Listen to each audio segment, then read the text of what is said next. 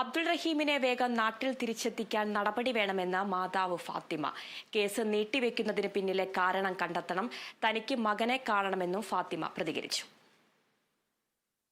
എൻ്റെ കുട്ടിയൊന്ന് ഇന്നത്തെ 15-ാം തീയതിക്ക് നീട്ടിന് മുന്നായിട്ട് കുട്ടിയൊന്നും നിങ്ങൾക്ക് എത്തിക്കാൻ കഴിയോ എന്ന് പറഞ്ഞാൽ മതി. ഒന്ന് എത്തിച്ച് കഴിയുമെന്നല്ല, എത്തിച്ച് കാട്ടി തരണം. എനിക്ക് അത്രയും കൂടി പറയാനോ എനിക്ക് വേറൊന്നും പറയാനില്ല. അതിനെന്താ ചെയ്തോളി, ഞാൻ ഒന്നും പറയില്ല. മതി. ചായ ഒക്കെ തേടി എല്ലാവരും സാധനം കിട്ടിയില്ല. ഓനിതാ വരുന്നു പറഞ്ഞിട്ട് ഇതുവരെ വന്നില്ല. ഇന്നിപ്പോൾ എന്തായാലും വരും. അതാ കിട്ടും കൂടെ എത്തും എന്ന് അറിയിട്ടല്ലേ.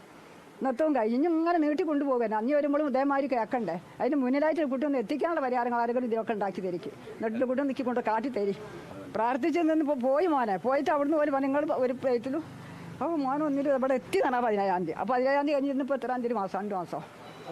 എന്നിട്ട് ഇങ്ങനെ വരുമ്പോൾ നീട്ടി കൊണ്ടുപോയി. ഇനി നീട്ടാതെ ഒന്ന് കാട്ടി തരുമോ, അല്ലെങ്കിൽ എന്നെ അവിടെ കൊണ്ടിട്ട് കുട്ടി അങ്ങോട്ട് എത്തിച്ചു തരുമോ?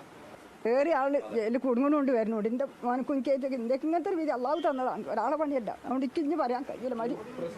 പരിഹാരം എന്താ ഉണ്ടാക്കുക, നിങ്ങളതൊക്കെ ഉണ്ടാക്കിക്കൊണ്ട് കുട്ടീൻ്റെ എത്തിക്കുന്ന പരിഹാരം ഉണ്ടാക്കുക. ഞാനെന്താ എനിക്ക് അതിനെപ്പറ്റിയൊക്കെ എന്തോ പറയാനറിയാമെന്ന് നിശ്ചയുണ്ടോ? എനിക്ക് എൻ്റെ മോനെ കിട്ടണം, കാണണം. എനിക്ക് അത്രേ പറയാനുള്ളൂ.